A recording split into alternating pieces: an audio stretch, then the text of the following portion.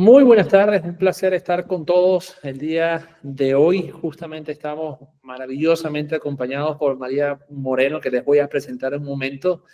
Bienvenidos a Tech on Blind Voice, nuestro programa que justamente busca, en la medida de lo posible, de explicar lo que es el cumplimiento, los estándares internacionales y todo esto del mundo del compliance de forma mucho más sencilla y en un idioma, obviamente, que todos podamos alcanzar de forma más fácil, ¿no? Porque esto de hablar de compliance está ahorita muy en boga, obviamente todo el mundo está hablando de esto, pero al final del día termina siendo un tema tan técnico que a veces se le complica a muchas personas entender. Por eso es que justamente hemos traído a Marilia, que nos va a ayudar justamente con un lenguaje un poco más sencillo, entender esto del compliance y cómo funciona en líneas generales, ¿no? Le voy a explicar en líneas generales quién es Marilia, no voy a explicar toda su hoja de vida porque obviamente tardría seguramente toda la mañana, pero bueno, María tiene un diplomado en privacidad y cumplimiento, máster en compliance, tiene un máster en Derecho Comercial Internacional, un máster europeo en Derecho de Administración, un diplomado pedagógico para profesionales, es abogado de profesión, ¿ya? Y bueno, y ha implementado y diseñado justamente programas de cumplimiento basados en temas de seguridad de información, basados justamente en temas de compliance en general, cumplimiento en las organizaciones, obviamente siempre con un enfoque hacia la mejora en las organizaciones en todos estos temas de cumplimiento, ¿no? Y la idea justamente como hoy, como el tema que hemos escogido justamente el compliance de la teoría a la práctica, ¿no? Cómo se llevan estas políticas, procesos, procedimientos que las organizaciones comienzan a diseñar y que obviamente pretenden de una forma u otra mitigar riesgos de cumplimiento en las organizaciones. Gracias, Mariela, por tu tiempo y bienvenido a este espacio que son generalmente de 30 minutos que tenemos para hablar, pero tratamos en la medida de lo posible de abarcar lo más que podemos en esta conversación tan rica, ¿no?, de información. Gracias a ti, Luis, por la invitación. Para mí es un placer, estoy feliz.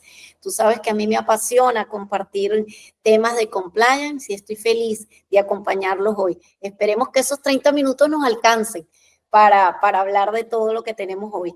Un gusto Así es. realmente estar aquí. Gracias Marilia.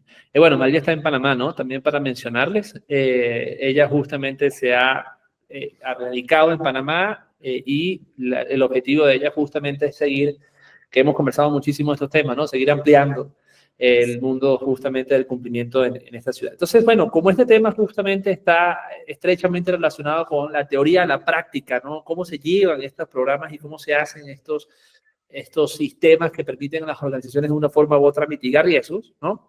¿Cómo hacen las organizaciones, Marilia? Y te voy preguntando, ¿cómo hacen las organizaciones de tenemos que cumplir? Porque las organizaciones generalmente saben que deben cumplir, ¿no? Si es en materia laboral, sé que tengo que pagar mis prestaciones a tiempo. Si es en materia ambiental, sé que tengo que tener mis permisos ambientales al día. Y si realizo alguna actividad que genere algún impacto, obviamente estar obviamente al día con todos mis permisos, al cómo queremos cumplir en una organización.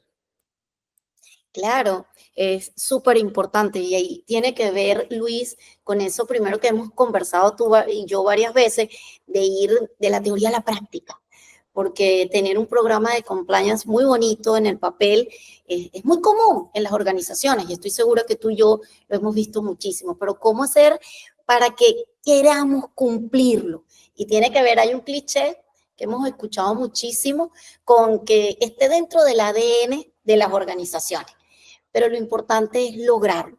Mire, yo creo que el primer paso, y cuando vamos a implementar siempre bien sea un programa de compliance, un sistema de gestión de compliance, involucrar a la alta dirección. Y eso es fundamental. Involucrar a la alta dirección, primero sensibilizando. Eso es importantísimo. Hacerte aliada a la alta dirección y eso es importante. ¿Cómo? Como con tu rol desde consultor en un momento determinado. La primera reunión yo siempre la pedimos con la alta dirección, en donde tú expongas las ventajas de ese programa de cumplimiento, pero también les preguntes a ellos y los escuches. ¿Cuál es realmente la misión de esa organización y la visión para ver cómo está incorporada el cumplimiento y cómo está incorporada la ética dentro de esa organización? Ese es el primer paso. Ese es el primer paso, involucrar y sensibilizar. Luego de que tú logres esa sensibilización, involucrar a la alta dirección. Involucrar significa Luis, y ahí me estoy emocionando, como ves, involucrar significa incluso hacerlos partícipes, incluso desde la redacción de la propia política de compliance. No sé si a ti te ha pasado, pero las organizaciones muchas veces les gusta, y nosotros también, llevar una política. Vamos a ver la política de compliance. No, mira, uno de los secretos está en que la propia alta dirección participe en esa redacción para que la sienta suya, la sienta propia. Eso como primer paso. Y como segundo paso, involucrar a todos los líderes de los procesos.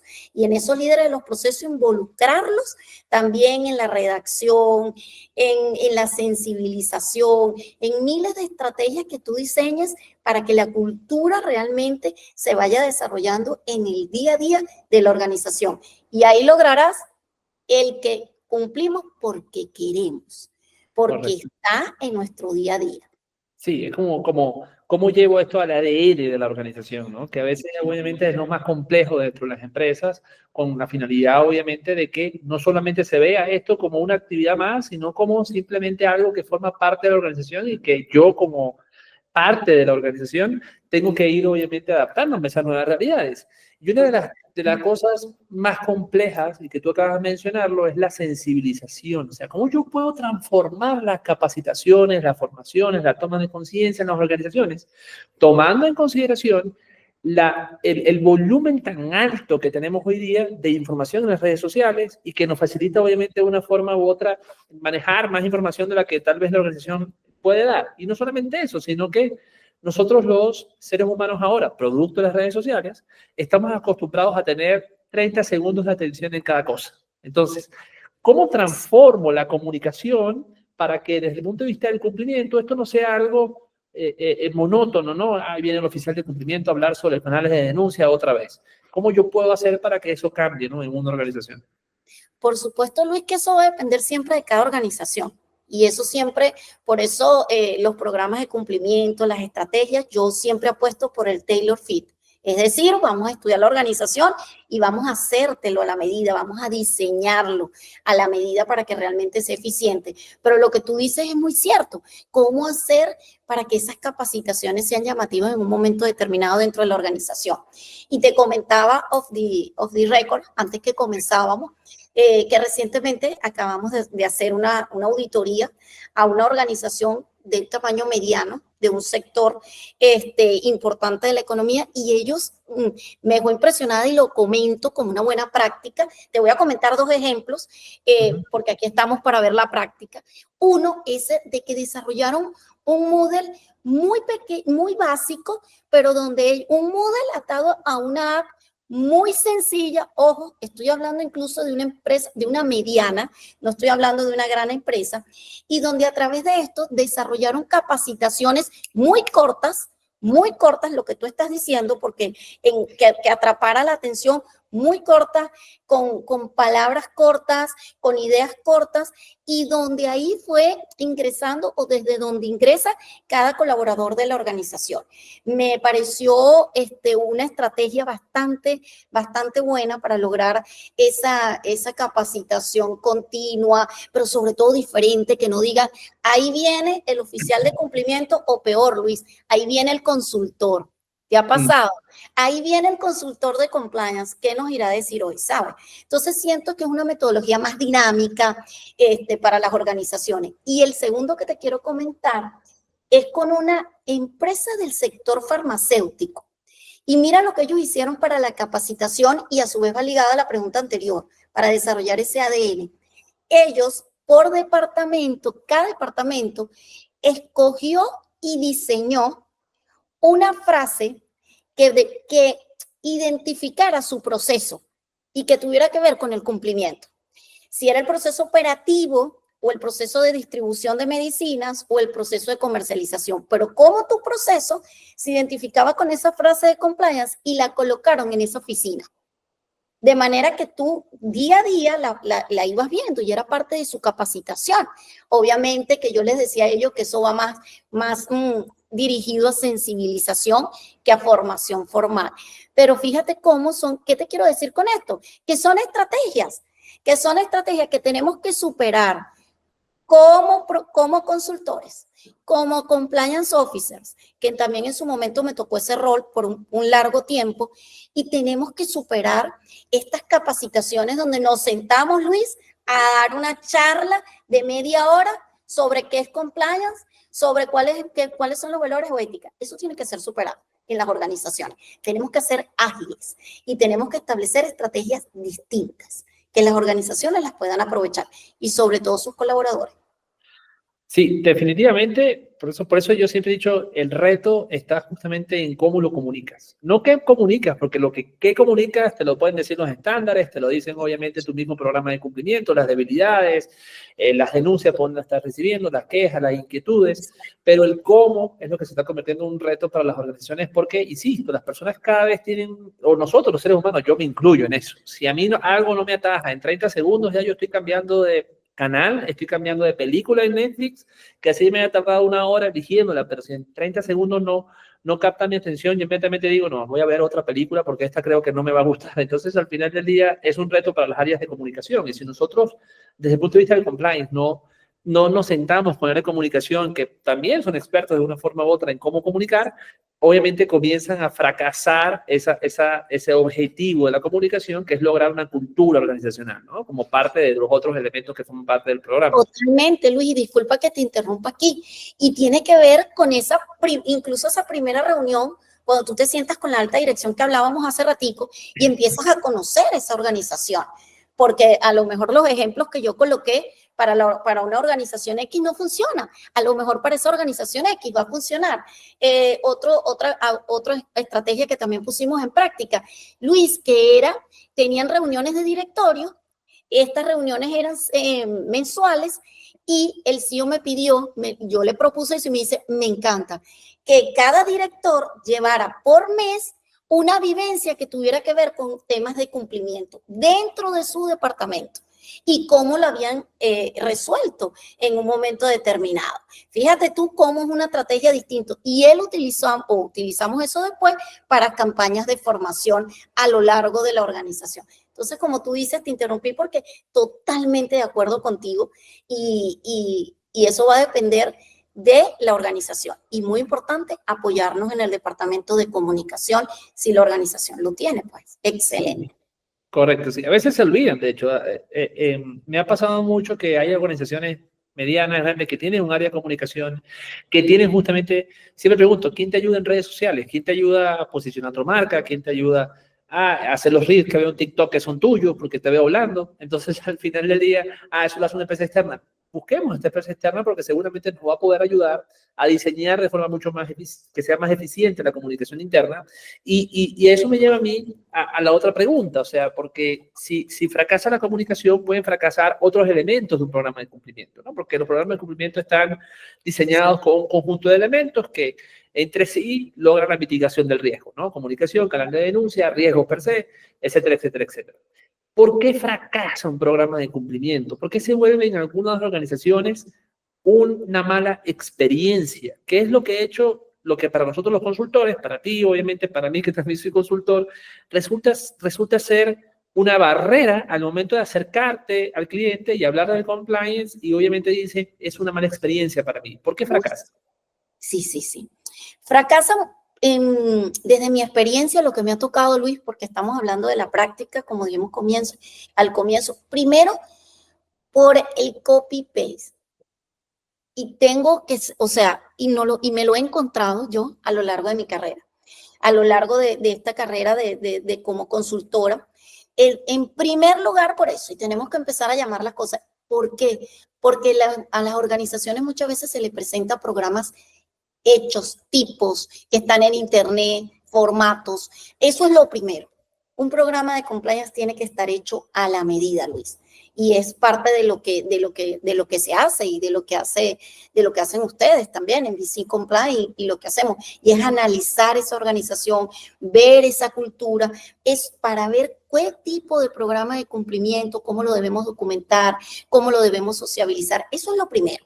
Para mí, eso es lo primero. Lo segundo, cuando producto muchas veces de eso primero, de que utilizamos programas de cumplimiento que están en las redes, en internet, en formularios, en formato. Ojo, me pasó esto, Luis, que lo tiene una empresa amiga, que lo entiende una empresa amiga y me lo dio porque se lo hicieron y eso también me pasó. Entonces, eso es lo primero por lo que fracasa, porque no está hecho para tu organización y no está hecho de acuerdo a tu cultura. Lo segundo, porque encuentras resistencia, tú lo decías, y eso es bien importante. Encuentras resistencia porque no has involucrado a las áreas, muchas veces incluso operativas de la organización. Entonces no sienten el programa de cumplimiento, pueden tener todos los recursos y no sienten el programa de cumplimiento como propio, sino con la primera pregunta que tú empezaste. Bueno, ahí está, porque me lo pidieron en una licitación, tuve un caso de eso, una licitación francesa, del Estado francés, que pedía un programa de cumplimiento y hágamelo en ya. No, no puedo, ¿sabes?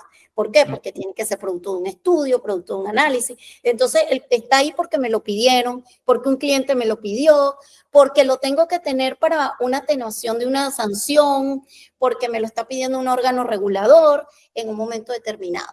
Pero no porque se ha involucrado la parte operativa. Esa es la segunda gran razón por la que un programa puede fracasar. Y nos lleva a la tercera.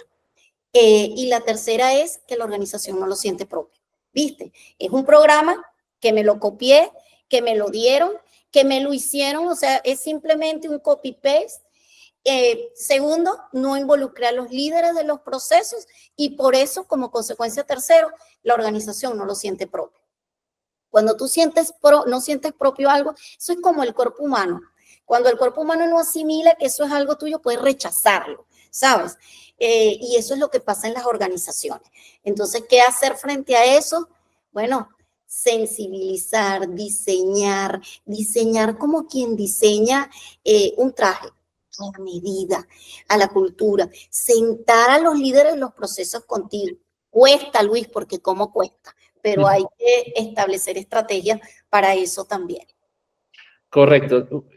Una de las experiencias que nosotros tuvimos en una oportunidad del copy-paste, para también hablar de la práctica, fue que estábamos diseñando un programa de cumplimiento en materia de protección de datos personales, porque aquí en Ecuador obviamente es norma, es ley, hay que hacerlo. Hay muchos vacíos en la ley, sí, pero bueno, al final del día la organización tiene que adaptarse a la normativa.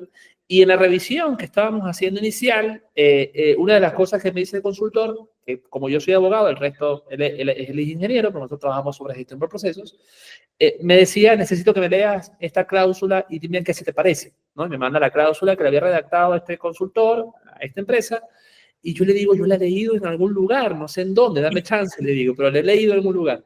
Y empecé a buscar, y consigo obviamente que la ley española establece exactamente las mismas condiciones que había en este contrato de este cliente aquí en Ecuador.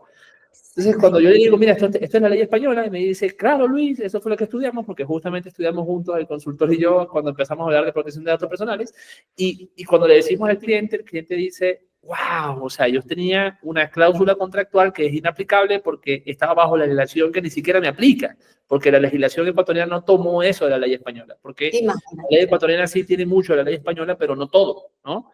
Siempre el legislador trata en la medida de lo posible de aterrizar a temas, a la cultura, a la ley, al estamento jurídico donde va a regular la normativa. Pero bueno, eso es una de las experiencias que también tuvimos, ¿no? Por eso es que el corte y pega definitivamente es un problema, ¿no? Y tú hablabas algo muy importante, que es el liderazgo, ¿ya? Si no tenemos liderazgo, definitivamente los programas de cumplimiento se convierten en un peso desde el que está en el almacén, si hablamos de una empresa de producción, hasta el que está en la recepción recibiendo a los clientes, ¿no? Se convierte en un peso porque obviamente no sienten esto como suyo. ¿Cómo desde el punto de vista del compliance podemos nosotros hacer para involucrar ese liderazgo, para que ellos realmente se sientan como parte de esto y no sea porque me lo está pidiendo Nestlé o me lo pide una empresa que es europea y necesito tenerlo porque si no pierdo el contrato que representa el 50% de mis ingresos? Claro, Luis, totalmente de acuerdo con lo que nos acabas de decir, lo que nos acabas de comentar, y cómo hacer para involucrarlos. Primero, obviamente no es fácil, porque siempre me dicen eso cuando llego la primera vez y a mí me gusta siempre hablar con claridad. No es fácil, pero se puede. Y eso es lo importante. ¿Cómo se puede? Trazando estrategias, dependiendo de cada organización, y siempre lo digo, siempre va a haber estrategias que tú llevas en mente, ¿no? Dentro de tu programación, porque lo da la experiencia, lo da los casos que has vivido en un momento determinado.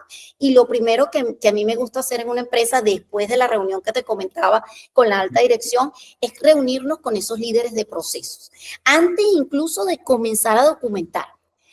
Cuando decimos documentar, de empezar a levantar procesos, no, es una reunión con esos líderes de cada proceso en donde les pedimos o les pido en un momento de, miren, estamos comenzando la implementación de un programa de cumplimiento, de un sistema de gestión de cumplimiento, no lo podemos hacer sin ti. Eso es crucial, es ganártelo, hacértelo aliado. No lo podemos hacer sin ti. Quiero que me presentes 3 propuestas y quiero que me comentes 3 situaciones reales que hayas vivido en tu ámbito, en tu proceso, que tenga que ver con compliance y que se haya presentado para ti un problema y que tú crees que lo podamos resolver. Esta situación me presentó algo interesantísimo. Te lo voy a contar en 2 minutos porque sé que tenemos poco tiempo, pero para que tú veas lo que nos pasó, como hablamos en la práctica. Esto es una empresa de servicios transnacionales, es decir, tenía una base operativa en un país, pero los servicios se prestaban en otros países transfronterizos. Y cuando tengo esta reunión, esta persona de la parte operativa me dice, sí me pasó, lo trae a la siguiente, me dice, sí me pasó. Se me presentó el problema de que tenía que enviar un personal por 3 días a otro país y se me presentó el tema de si tenía que sacar visa de trabajo o no. Fíjate cómo a lo mejor pensamos, bueno, ¿qué tiene que ver? Ya vas a ver. Se me presentó, si se debía sacar la visa de trabajo, porque ellos solo iban a pasar 3 días y yo decía, con visa de turismo lo podemos hacer. Mira hasta dónde vamos. Con visa de turismo lo podemos hacer. Porque es muy difícil que en el aeropuerto nos paren, porque era, bueno, no puedo contar muchos detalles porque ahí sí vamos a ver, pero ok, tenía entonces esa situación. Él decidió apostar por esa idea y explicó en la reunión que teníamos por qué. ¿Qué pasó? La ley de Murphy. La ley de Murphy es que cuando algo puede salir mal, sale mal. Claro. Y se presentó en ese país, bueno, las autoridades migratorias, hubo una multa para la organización y la imposibilidad de prestar el servicio dentro del lapso establecido. Además, Luis, que tú me vas a decir inmediatamente, Marilia, y el daño reputacional. Y el daño reputacional para una empresa, porque quiere decir que no levantó riesgo, que no tomó, no tomó las medidas o acciones para mitigar esos riesgos y que simplemente los corrió. ¿Qué fue lo bueno de esto? Lo auténtico, cómo nos ganamos la confianza de lo auténtico que fue ese líder de ese proceso operativo, de contar eso y de decir, yo quiero que el compliance, si me va a ayudar, ¿cómo me puede ayudar con estas situaciones que a mí se me presentan a diario? Y ahí está la clave de cómo hacer que ellos sientan que el compliance es de ellos. Porque así, cuando él se paró y tuvo esa posibilidad de expresarse con el equipo, con el consultor y los consultores, pues los demás procesos fueron replicando y se fueron incorporando estas situaciones. Número 1, en la matriz de riesgo. Número 2, se establecieron planes de acción de tratamiento. Número 3, se incorporaron políticas que las ayudaran a ellos a gestionar situaciones del día a día. Ese es el secreto. Incorporar al compliance en situaciones del día a día. Sí, correcto, Melia. Y yo también me acuerdo de una experiencia mientras me iba contando de algo tan pequeño como el uso de la tarjeta de crédito corporativa, ¿no? Uno de los líderes me decía, yo le decía, bueno, desde el punto de vista financiero, ¿cuál es tu mayor dolor? O sea, ¿qué es lo que te ha ocurrido? Porque al final del día, bajo la experiencia de lo que tú me vayas diciendo, me va a permitir a mí saber cuáles son esos riesgos que podría estar atado a cumplimiento desde el punto de vista financiero. Porque generalmente las personas piensan en compliance y piensan en temas penales, ¿no? Piensan en delito, lavado de activos, cohecho o soborno, financiamiento de terrorismo, pero al final del día el compliance es mucho más allá. Es cumplimiento incluso de cláusulas contractuales con mis clientes, donde tengo una cláusula penal y que producto de un incumplimiento, esa cláusula penal representa el 20% de multa por incumplimiento. Entonces, ¿cómo gestiono ese riesgo? Es un riesgo de cumplimiento, ¿no? Es un cumplimiento voluntario, porque yo firmé un contrato y firmé ese contrato con finalidad de cumplir, ¿no? Y ese es el objetivo del cumplimiento. Entonces, me acordaba de esa anécdota porque este cliente decía, mi dolor es cuando uso la tarjeta de crédito corporativa en los viajes y no me pagan. No te Claro. pagan. No, me descuentan del salario porque yo no logro justamente justificar los gastos. ¿Sí? Y no logro justificar los gastos porque voy a un país donde el tema regulatorio, del punto de vista tributario, tal vez no me dan una factura para el taxi. Entonces no me devuelven el dinero. No me dan una... Entonces, ¿qué se convertía? Se convertía en un tema de cumplimiento tributario que desde el punto de vista financiero tenía que necesariamente regular porque no podía salir $1 de las cuentas bancarias de la empresa si obviamente no estaba debidamente justificado. Entonces, ¿cuál es el riesgo? Obviamente, no declarar de forma correcta o idónea en impuestos sobre la renta, en gastos, ingresos, en cuadernos, en todo, ¿ok? Los gastos que tenía la empresa y sobre todo aquellos gastos que no están formalizados y se convierten en un problema para los trabajadores. Los trabajadores se me quejan muchísimo porque no les pagamos los taxis cuando van a tal país, porque en tal país no le dan factura. Es difícil conseguir un taxi que te dé factura. Imagínate, disculpa que te interrumpa, Luis, imagínate ese riesgo que tú nos estás comentando y todo lo que vivió esa empresa, cómo puede traducirse también incluso en inconformidad de colaboradores, en toda una serie de problemas que van a surgir después, porque hasta te puede tocar política de regalos, porque bueno, si no me pagan esto, yo puedo aceptar que alguien me lo pague. Y fíjate todo lo que puede traer en la organización este tema, ¿no? Que tú estás trayendo, que es tan importante. Y por eso hay que gestionarlo. Correcto, sí, o sea, el clima laboral en esta organización cambió cuando se le dijo a la gente, bueno, perfecto, en estos casos, producto del riesgo de no hacer declaraciones de forma correcta porque no tenemos el comprobante, lo vamos a hacer de esta forma. Entonces todos dijeron, al fin me van a pagar los 10 taxis que yo me monto durante 6 días, 7 días, que antes obviamente no existía un reembolso y lo que hacían era descontarme de mi nómina porque yo utilizaba la tarjeta corporativa y no tenía el comprobante del uso de la tarjeta, ¿no? Entonces ese era el Y problema ese es, Luis, el secreto del compliance día a día. Correcto. Porque tú lo que tú decías, derribar paradigmas. Muchas veces dicen compliance y lo que tú dices, piensan en compliance penal, en lavado de dinero, prevención de lavado de dinero, lo clásico. Pero eso que ejemplo que tú pusiste, yo creo que está espectacular, porque ese es el compliance del día a día. Y ahí hace que la organización y todos los integrantes de ellos acepten ese programa de cumplimiento como propio. Y más que eso, lo defiendan, porque ven que efectivamente están al día a día de sus operaciones. Correcto, tal cual. Y tú mencionabas algo muy importante, o sea, cuando producto de esos obstáculos que genera el programa de cumplimiento, porque no fue una cabeza medida, sino que fue un control que pusieron allí, yo empiezo a cometer actos que pueden ser ilícitos. Pues tú hablabas justamente de aceptar regalos, aceptar hospitalidades de un cliente o de un proveedor, porque como yo no puedo utilizar la tarjeta de crédito corporativa, porque yo no puedo justificar los gastos relacionados con un almuerzo, entonces yo espero que el proveedor me pague, pero el proveedor no fue que me pagó un almuerzo en la esquina de donde Pepe, ¿no? Sino que me invitó a un hotel 6 estrellas y me comí un almuerzo de $200 y me invitó una botella de vino de $1,500. Entonces, cuando hay una línea tan delgada entre el ilícito, que es el soborno para la obtención de contratos, ¿ok? Que aquí en el Ecuador está el cohecho y está la corrupción entre privados y es un almuerzo, ¿no? Entonces comienzo a incumplir justamente por la falta de esa camisa medida para las organizaciones de acuerdo a cada realidad. Y basado en eso, salto a otro tema que otra vez que termina siendo un tema muy discutido y que lo hablábamos un poquito antes de comenzar, de hecho, que es el tema de los canales de denuncia, ¿no? Es también una errónea interpretación de los canales de denuncia como aquel canal que me va a permitir detectar ilícitos. Sí, ese es el objetivo principal, pero también puedo detectar otras cosas con el canal de denuncia. Inquietudes, como la aplicación de políticas específicas, por ejemplo, un trabajador que está viajando y puede hacer por el canal de denuncia, oye, no es que he cometido un delito, pero quiero estar claro cómo puedo utilizar la política de regalos porque quiero regalarle a los chinos, que son nuestro proveedor, una virgencita de Guadalupe, ¿no? Y pongo este ejemplo y parece chiste, pero es anécdota, ¿no? Entonces, ¿cómo los canales de denuncia, aparte de ser un mecanismo de información eficiente y eficaz, y los datos hablan justamente de que la mejor forma de detectar delitos de organizaciones es el canal de denuncia, también puede ser un medio para guiar, ¿no? Para poder justamente llevar a las personas a entender las políticas de la organización. Totalmente, totalmente.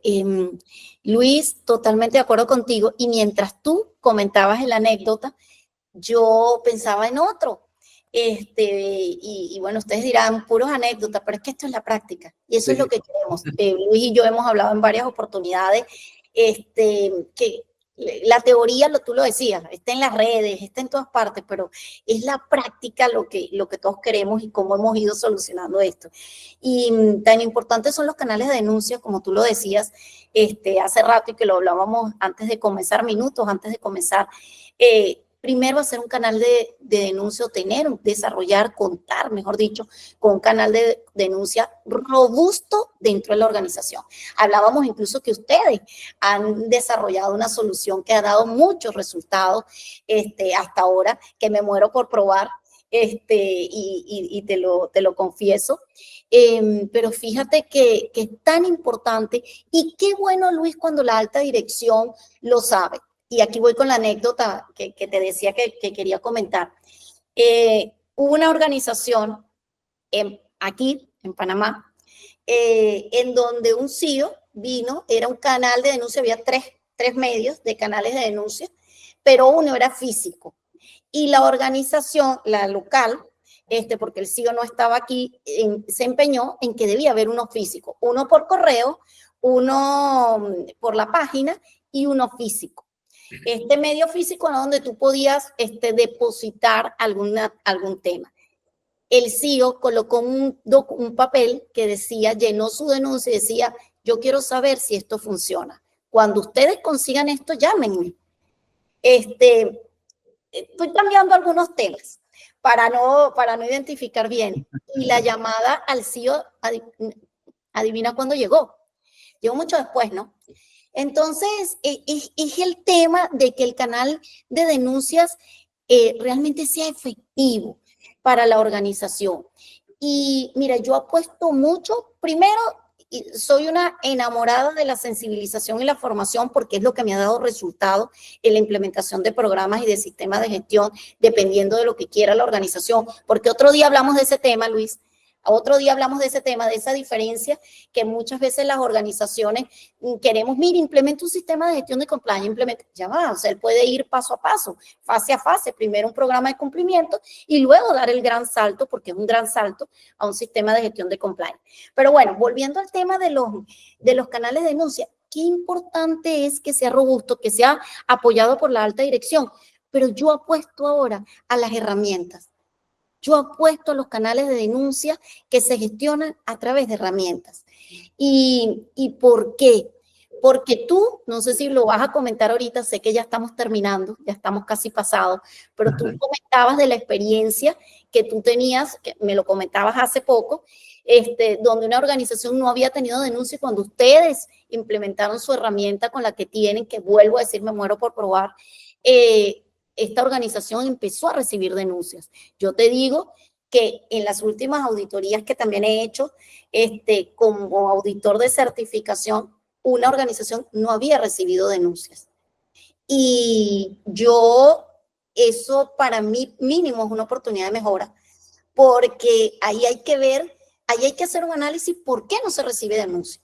Porque el canal de denuncia no es conocido, porque no infunde confianza, porque no tiene un apoyo, porque consideran que las denuncias no se van a resolver. Y eso es bien importante y es parte del tailor fit que hablamos desde el minuto 1 que comenzamos hoy. Es parte del diseño personalizado, porque lo que puede funcionar para una organización puede ser que no funcione para otra. Y es un poco lo que me estabas explicando que tenía la herramienta de ustedes, esa posibilidad de trazar ese proceso de denuncia, y eso es bien importante, porque mientras tú no tengas un canal de denuncia eficiente, donde tú, como tú bien lo dijiste, no es solamente denuncias, es inquietudes. Claro que sí, tú lo dices, entonces tú no puedes medir y no puedes testar el funcionamiento efectivo de un programa de cumplimiento o de un sistema de gestión de compliance. Entonces, importantísimo ese canal robusto de denuncia apoyado desde la alta dirección, pero con herramientas eficientes para ello. Eso es importantísimo, con herramientas eficientes que te permitan gestionarlo de manera adecuada.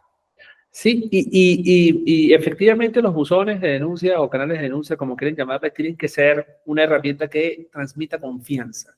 Y justamente te preguntaba, también tuvimos, te cuento también una anécdota, aparte justamente de todo esto, del programa de compliance en la práctica. Este era un cliente X aquí en el Ecuador, era una de las primeras organizaciones que implementaba justamente un programa, un canal de denuncia para temas específicamente de corrupción.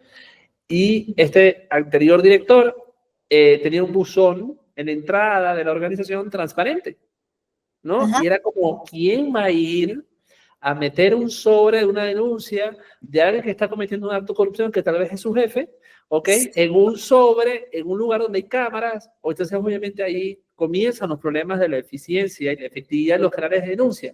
Y otra cosa que tú dices que es súper interesante y que uno de mis socios siempre dice, si no te llegan denuncias, preocúpate. Algo está Exacto. pasando en tu organización. ¿Cuántos empleados tiene? Acabamos de venir a una reunión.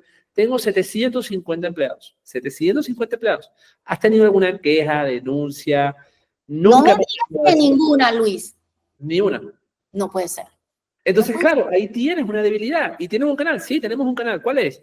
@talcosa.com. Es un correo electrónico. Sí. ¿Quién lo maneja? Sistemas. ¿Por qué Sistemas maneja un canal donde obviamente puedes recibir temas relacionados con violencia, de economía violeta, que está relacionado justamente con acoso, temas de protección de datos personales? O sea, todo lo está recibiendo y obviamente los canales de denuncia son per se uno de los elementos más importantes. Siempre digo, riesgos y canales de denuncia son las cosas que nos va a permitir, obviamente, detectar irregularidades dentro de una organización. El resto es un tema de creación de cultura, etcétera, etcétera, ¿no? Pero para mí, riesgos y el canal de denuncia me van a permitir detectar de forma mucho más eficaz y eficiente en materia de riesgo los delitos que se pueden estar cometiendo dentro de una organización y definitivamente Y te interrumpo un minuto nada más, Luis, porque ahora sí sé que estamos pasados de tiempo, eso lo dejamos para un próximo programa, pero es que me acabas de decir algo importantísimo. ¿Quién gestiona el canal de denuncia? Y tú me decías sistema. Yo me he encontrado, Luis, que lo gestiona solo recursos humanos, que lo gestiona, bueno, no sé, que lo gestiona gerente una general. administración, gerente general. Sí, No, eso yo lo he visto, yo lo he visto. decir. ¿Quién recibe las denuncias? El gerente. ¿Y quién va a denunciar? No, ¿quién va a O sea, denunciar? 3 de cada 5 denuncias no se hacen por temor a represalia. Y eso no lo digo yo, lo dice Transparencia Internacional. Año a año está diciendo 3 de cada 5 denuncias no se realizan por temor a represalia. No ponga al gerente general porque hay una cierta imagen, obviamente, de respeto, de jefe. En algunas culturas, obviamente, es muy difícil que yo vaya directamente a mi gerente a quejarme sobre un acto de Muy corrupción que ha difícil. cometido alguien que es de la confianza entera del gerente. Entonces, obviamente, la recepción per se ya comienza a ser un problema para la gestión de la denuncia. Marilia, un gustazo. Sí, definitivamente se nos acabó el tiempo. Tratamos en la medida de lo posible de ser cortos porque esto va para el podcast que estamos lanzando justamente en Spotify. Va a estar abierto para todos ustedes y aquellas personas que no se pudieron conectar, pero bueno, aquí vamos a estar, este evento lo vamos a realizar de forma más continua. Yo lo estoy haciendo desde el año pasado, pero este año queremos reforzar algunas cosas, agradeciéndote tu espacio, tu tiempo, que es valiosísimo, y espero que podamos seguir compartiendo estos platós para que poder discutir temas tan relevantes y que siempre el tiempo es corto. Gracias a ti, Luis, gracias a BC Comply por la invitación. Ha sido un gusto y espero que nos sigamos viendo. Un abrazo para todos los que nos acompañaron y los que nos van a ver. Un abrazo y saludos. Y como siempre digo, el compliance tiene que inspirarnos a todos, Luis. Feliz tarde para todos. Feliz tarde. Muchas gracias. Gracias, Marily. Hasta luego.